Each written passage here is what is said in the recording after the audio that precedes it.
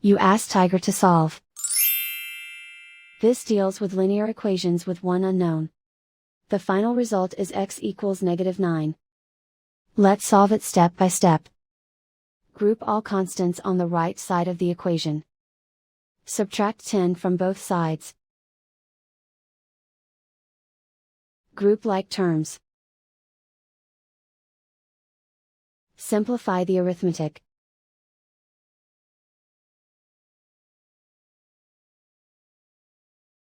Isolate the x. Multiply both sides by 3. Group like terms. Multiply the coefficients. Simplify the fraction.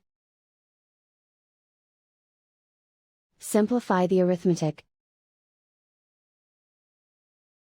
And so the final result is x equals -9.